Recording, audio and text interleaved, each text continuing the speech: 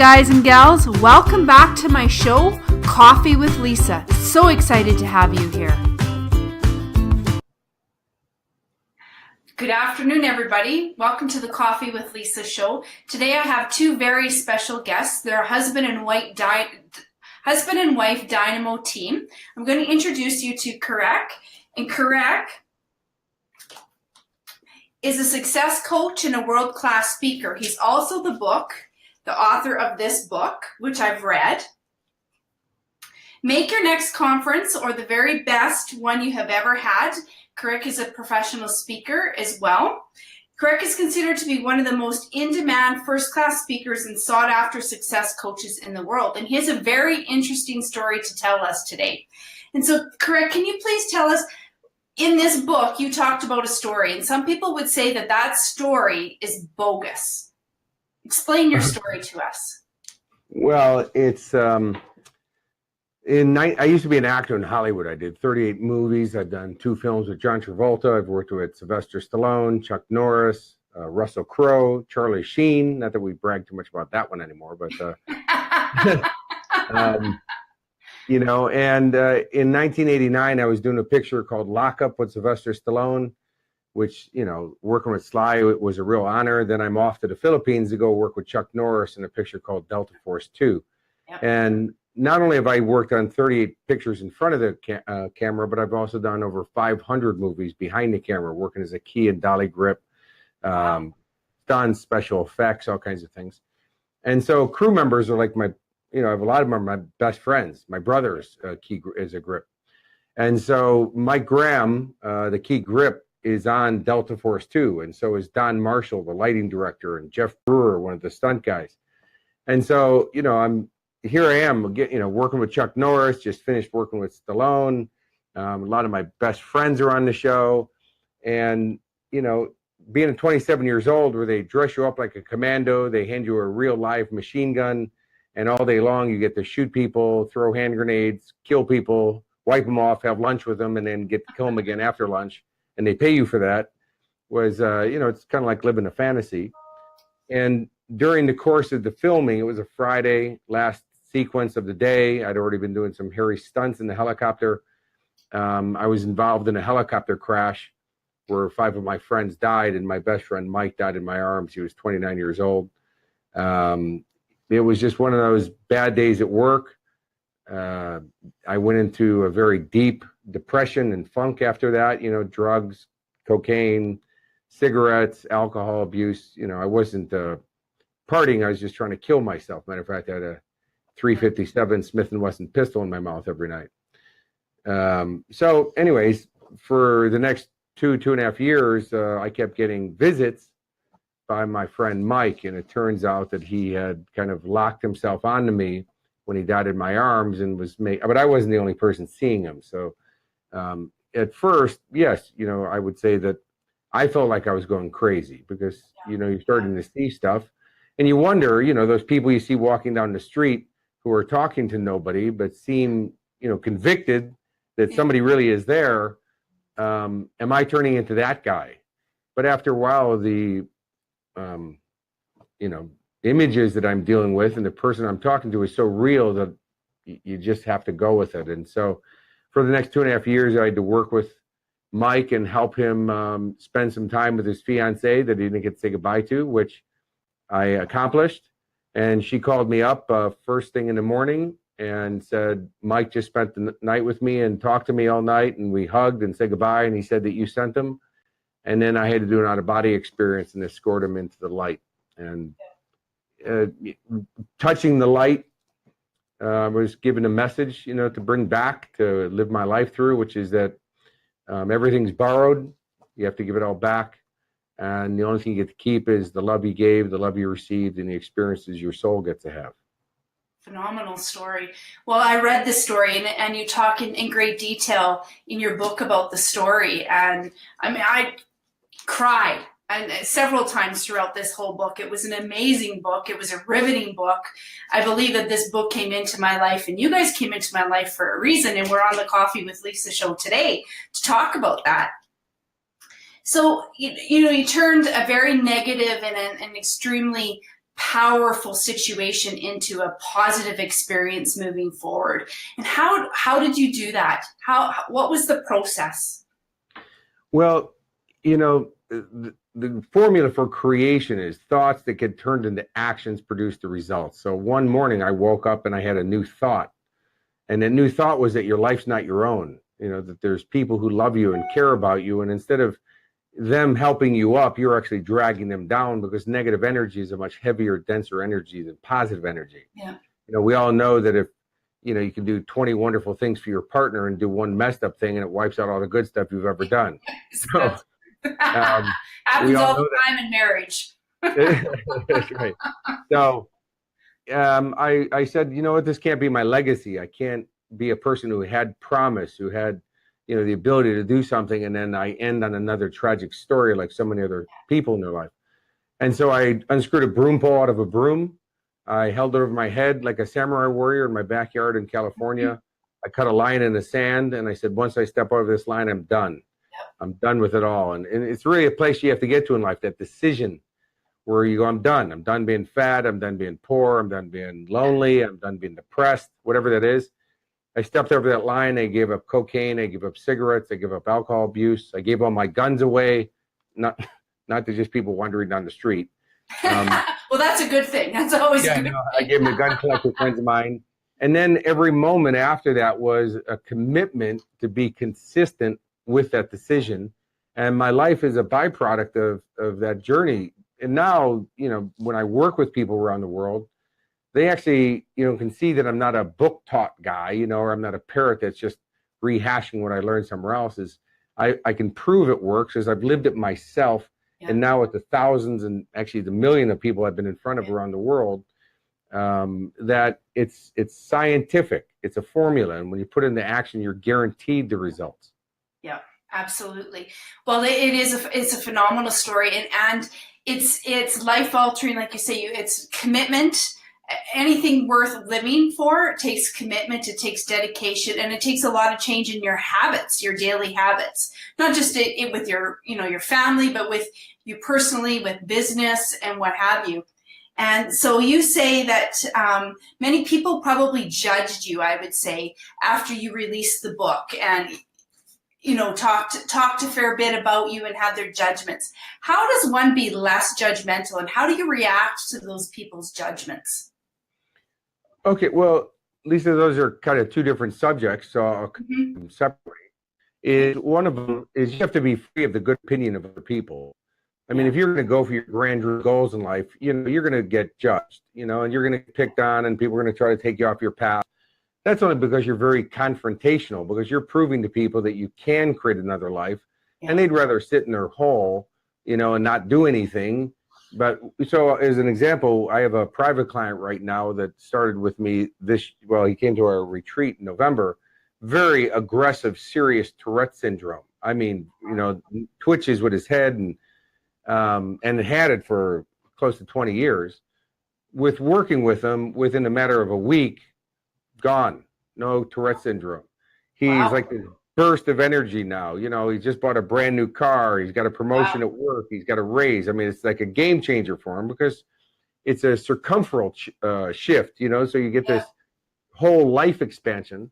Well, now there's family members and even friends who are not liking him because, he's not the guy who's down in the dumps anymore. Yeah. So he's confrontational. So that happens. So you're going to have to be free of that. And the best thing you can do for those people is make the best out of yourself.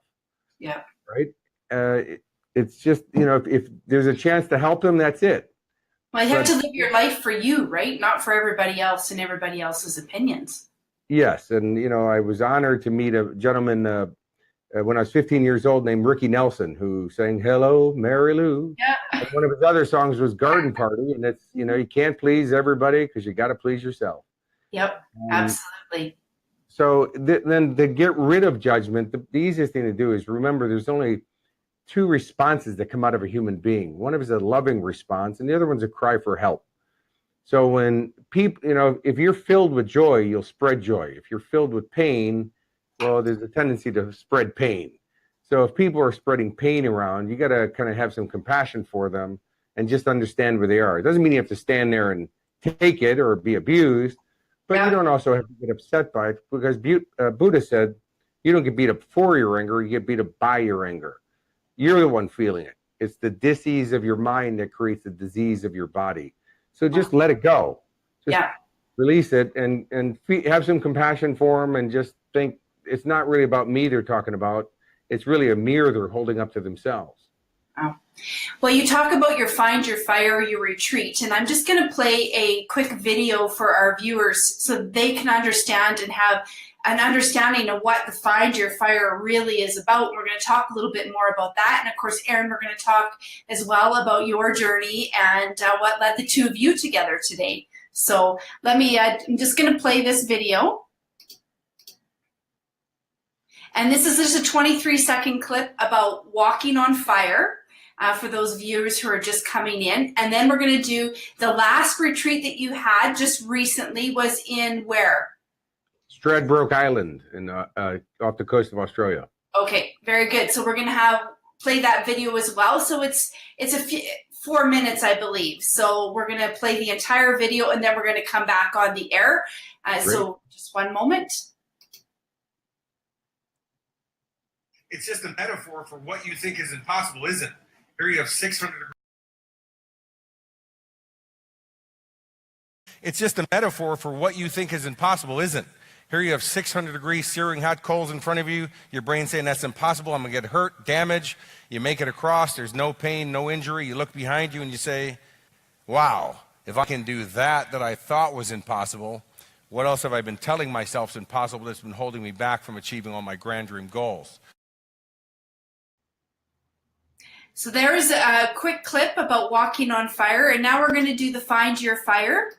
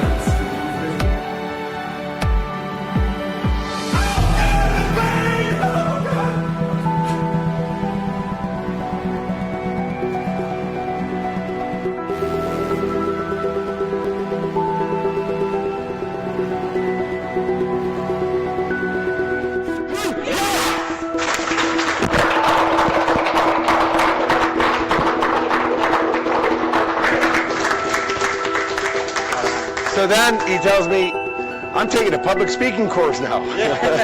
I go, great, you're going to be speaking at the retreat. He's like, what? Quality of your life is determined by the quality of your communication, and the quality of your communication is determined by the quality of questions that you ask.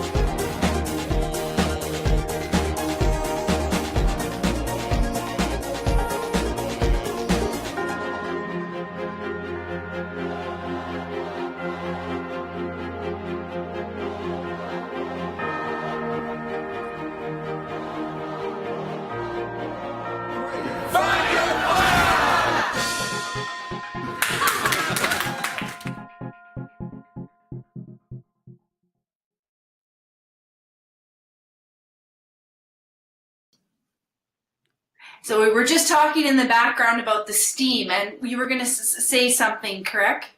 Well, we have people write down things they want to get rid of, limiting beliefs and behaviors and habits that you want to get rid of. Those are written down, and that gets thrown in the fire. That's actually what you walk on. And then the steam is metaphoric, as that I said, when we hit the coals with the hose and the steam goes up, that's all that garbage that you're letting go of. So celebrate. And so it's very metaphoric, but the brain actually records it that way. And so the fire walk becomes powerfully transformational. My mom, who was an alcoholic for 50 something years, I never had a childhood memory of my mom ever being sober.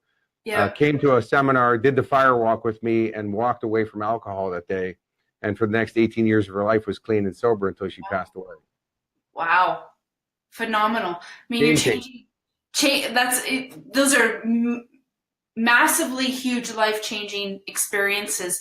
And Erin, you had one yourself that led you down the path to yoga and retreat and meditation. I want to talk a little bit about that as well, and that was the foundation of what's made you successful today.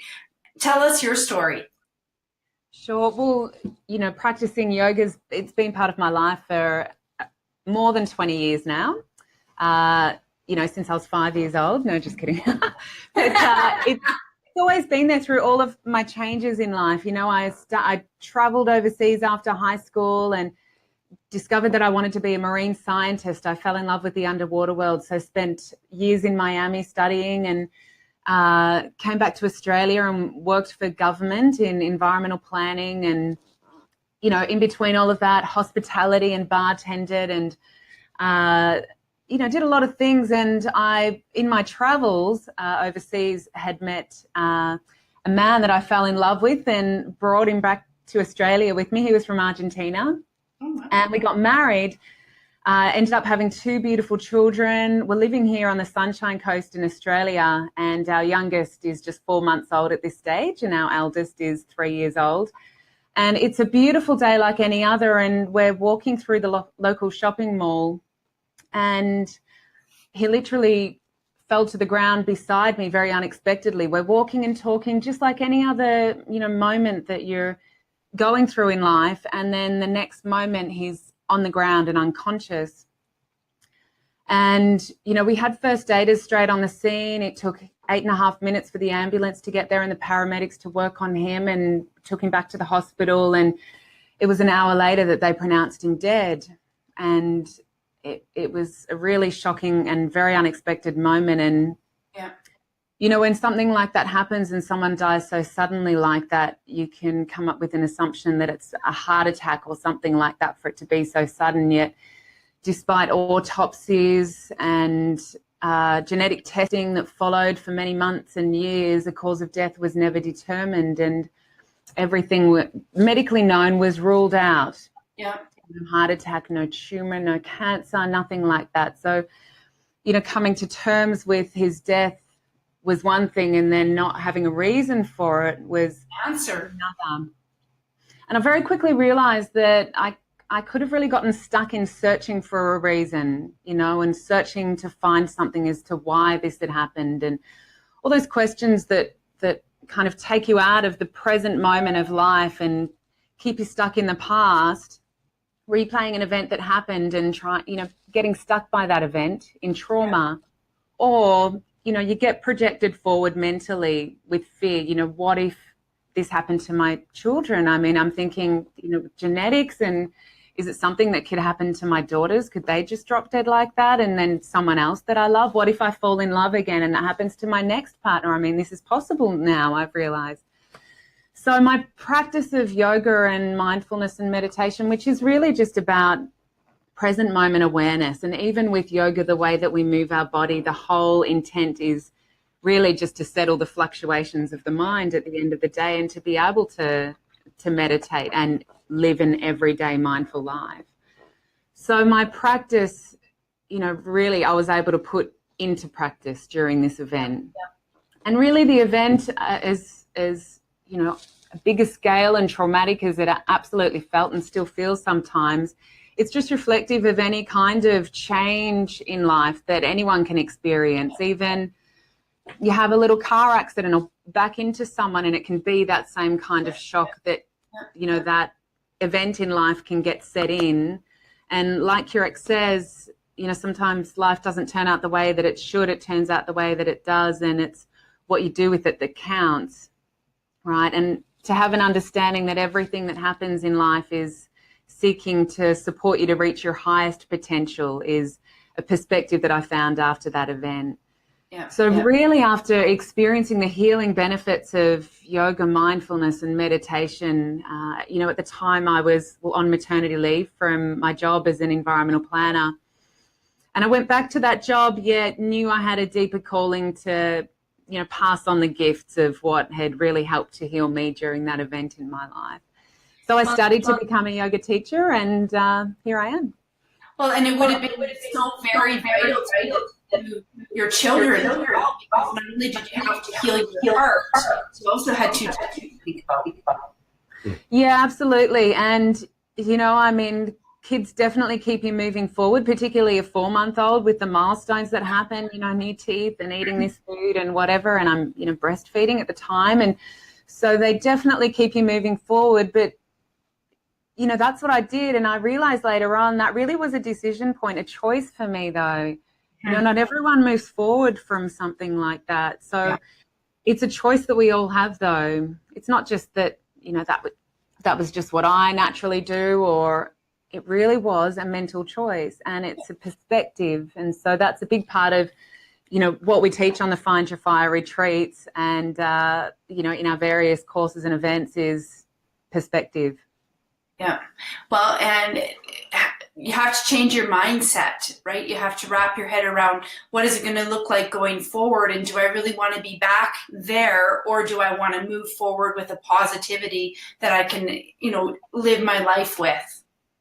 Yeah, and really, you know, I mean, a great saying of Kurek's is examine your thoughts. And I love this. This is really the basis of all my teachings, because in mindfulness, we come to observe our thoughts instead of being hijacked by them and thinking that in life we're being led by our thoughts. And of course, when stuff happens in life, we naturally have a negative bias, like it's just in our, you know, biological default system to go down the negative bias. And it's only with awareness of how we think and feel that we can create a new default mode and choose a different override. And again, perspective comes in, and I keep quoting Kurek. I just we inspire each other. We should get married. But you know that question. Well, I love the way that you open the book, because I think this is a very fitting quote. Your mind is like a parachute. It works much better when it's open. And that's with life and with business. I mean, we have a lot of viewers here today that are, trying to apply what you're teaching, what you're telling us to their business mindset, not just their life mindset. And so how what would you suggest would be a way for them to apply a positivity to their business mindset moving forward? Well, it really is understanding what an entrepreneur is, and why are you an entrepreneur? And when I ask that question, most people say is, oh, well, I want to build a big business and make the money. That takes work, though. Not everybody wants to do the work. Yeah, well, but once you get what it really is, and yes, the business is to make money, so that's not a dirty word. No. But to be an entrepreneur, I'm an entrepreneur, and we're entrepreneurs to create the lifestyle. And so once you have the lifestyle, and you say, this is the lifestyle I want, but have it now. Don't wait for it. See, the universe has a funny sense of humor. If you go, once I retire, or once I make the money, well, the funny thing is you can die before you have the money and before you get to retirement. Is start living it now, because your brain makes a neural connection between feeling great with the life you're living now and the success you're producing. And so it's going to automatically help you produce bigger and bigger successes. And I would think too, as well, not only will it help you make bigger and bigger successes, but it will also help you lead the people, your followers that are part of your business and your network and are willing to share in your journey and in your vision. Yes, well, people don't buy your products, your services, or your ideas. They buy the way they feel about your product, service, or idea. So they're really buying you. And when you're feeling that effervescent excellence, people walk in your door and they go, I don't even know what the heck you're selling. I just want that. They want that feeling. And so with Erin and I, our priority is our relationship, certainly time with our kids. We live on a beautiful farm, so we have these amazing views. We live on the Sunshine Coast, is where most people want a vacation. That's our home. So, but a lot of people who live here miss it. They're so busy, chasing something. They don't even appreciate that they live where most people want a vacation. So when you're living that, though, and we keep growing our business and we keep succeeding, but not at the expense of what we value the most. So one of the most powerful questions that I've probably ever come up with is how do you succeed? How can I produce the success I want while living within the context of my values? It's a more specific question, which gives you more specific strategy as answers. And all you got to do is take the action in those strategies and you'll produce that result. Yeah, absolutely. And so would you say that the three P's of power would be influenced by that? And what are they? Well, the 3 P's of power that reference comes from is that in life, you're either going to be empowering, which means adding power to, or disempowering, which means taking power away. There is no neutral. So when people go, oh, I'm just kind of getting by, well, that's actually a neutral, because which is a negative, because if you had a brand new car battery and you just left it on the shelf somewhere, well, it's going to go flat, because it takes energy to maintain energy, or takes power to maintain power. And so, to be empowering, to add power to, well, those 3 P's of power, the first one is called perception. And as Erin was sharing with you, is that it's all perception. You can say how bad your life is, or you can ask what's great about this. My father dying, he got cancer. He was a great man. I'm talking to him every day. He sounds great. I'm on my way to home to see him. And the day before I'm going to get on the plane, I get a call. He's passing away now. And I'm like, no, I just talked to him. And they said, sir, he took a turn for the worse. I said, let me talk to him. I said, Dad, I love you. I will always make you proud. Surrender, quit struggling, don't suffer, go to peace. My dad literally smiled, closed his eyes, and passed away. They got on the phone and said, your dad knew it was you. He died, I said, what's great about this? Well, my dad died when I was 44, not 4 months or 3 years, or, I had a great relationship. So, you ask that, it changes it, your perception. Yeah, absolutely. I always tell my children there's a silver lining in everything, and it's not always bad. No, the helicopter crash. It changed my life. Mike died in my arms, not in a stranger's arms. By the way, I saved 2 people's lives that day. I lived, so when you look for what's great in it, you'll find it. But when you get caught in your drama, you don't look for the positives because you're so caught up in the story of the drama. So ask what's great about this. Or another powerful question is, how would love respond? Which is, love would want you to have everything. Love would want you to be happy. And so, look at it from that point of view. Yeah. The second P is called procession or perturbation. It's about going through your challenges to get to the other side, to grow, to be a bigger, better person than who you are right now. So that's really why we get challenged, because it forces you into growth. And so, all of a sudden you can change your perception about your challenges, because you go, wait a minute, the creator would never give me a challenge I couldn't handle, and the rewards are always in proportions to the test. So bring it on. Like, you're going to challenge me. What's going to be on the other side of this? Yeah. Then the last one is called procession, which means the ripple effect. And so every action creates an equal and opposite reaction. And so, from taking those positive actions, you'll notice that you get this positive ripple that comes off of it. Yeah. If you take negative actions, you're going to get a negative ripple. Another word for that would be feedback. You're getting feedback. Well, now, if you keep taking that positive action and you're going through the challenges, but you got a positive perception about it, the growth outdoes even the goal itself. I mean, it's way bigger. Like, where my life is today and my relationship with my beautiful wife and my kids is, all comes from that helicopter wreck and what I did with that and the ripple that comes off of that. So it's never about the goal. It's always about the growth. And the growth, even if you get the goal, the growth will dwarf any goal you think you've achieved. So the goal gives you that direction to create the growth. And if you're going to go for goals, I mean, really grand dream goals, you're going to get challenged. Yep. It's going to get you ready to be ready for that goal, so it doesn't crush you, so that you're a different person. Because in order for things to change, we have to change. The world's not going to change. We have to be the one who takes responsibility to change. Absolutely. We can't stay complacent, and we definitely have to challenge ourselves, or we don't ever grow, correct? Yes, or the universe, if you don't challenge yourself, the universe will. So you might not be prepared. So it's better to do it yourself. Absolutely. So we're getting close to the time here, and I know that in the story, rejection was a big thing that happened, especially from Mike's mom. She initially had rejected you and in what had happened. And how do people overcome rejection? How do you get to that next step? Well, Napoleon Bonaparte said, "I only see my outcomes and my obstacles will give way." Is you have to stop paying attention to what's in front of you, and you got to think about what you really want, who you want to be, because all great achievers are visionaries. So, when in the 80s, I was homeless a lot of times, living in my car in Los Angeles, struggling, starving actor stuff. And I created a friendship with a guy named Sylvester Stallone.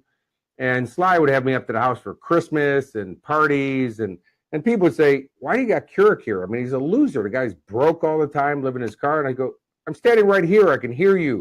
And they're like, "I don't care. You're a loser." And Sly would say, "You got no idea who this kid is, because in his head, you can't tell him anything besides he's a success. To him, he thinks he's rich. He thinks he's a millionaire. And it's just a matter of time that his results will catch up with his mindset." Yeah. And he goes, "It reminds me of somebody." Look what happened. He goes, "Me. That's how I got here." Well, and look what happened. I mean, had Sly, I know a little bit of his backstory. Obviously, he's not a personal friend, but I do know, had he, given in and let somebody else take the role of Rocky, he would never be to where he is today in the success in the movie industry. Yeah.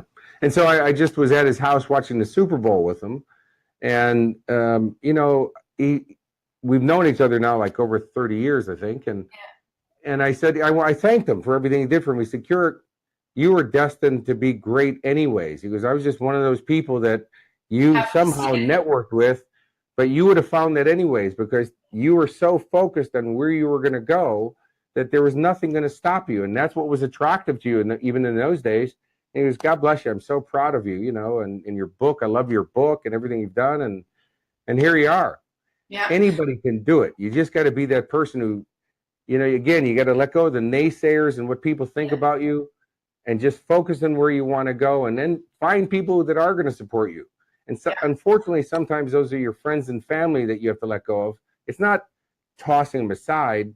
It's just you got to focus on where you want to go, and you got to let go of anything that's not going to support your happiness. So one of my mantras, or our mantras, is that whatever does not support our happiness, we release.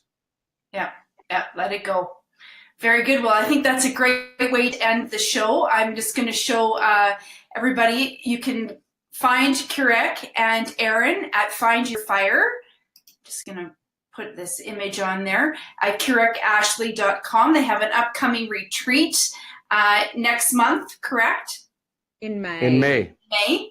And Erin also has some mindfulness yoga retreats as well that she hosts. And hopefully we were talking about possibly bringing Find Your Fire to Canada. So for you Canadians out there who are watching, this might be a good opportunity for you to reach out and share some interest. Fantastic. Well, thank you both of you very much for joining us today, and look forward to the upcoming retreats and more from you in the upcoming year. Thank you, Lisa. If there's anything we can do to support you, I mean, awesome person, and you've been really fantastic in this whole process. And please come to Australia and visit us. And also, yes, I would love to do that. Yeah, and on kurekashley.com, if you haven't done it yet, we have a Get Out of Your Bad Mood course. It's free, but it's about how you manage, how you think and feel, because that really is the key distinction that Erin was talking about. It's a 10-day online course, and do it. I'd love to see your comments on it, because you know. Get out of bed? Is that what you called it? No, get out of your bad mood. Oh, out of your bad mood. I thought you said get out of your bed. Well, if you were in a bad mood, you might be in bed. Go hand in hand, yeah. And it wasn't targeted at you, Lisa? No, it wasn't targeted at you. It's just that when you read the comments on it, it's so heartfelt and game-changing for people, because even the first video changes people's lives. But it's one of those things. I just love to have your feedback on it. Sure, I would love to do that. I'm just going to close the show off, and then we can stay afterwards and chat, okay? Great.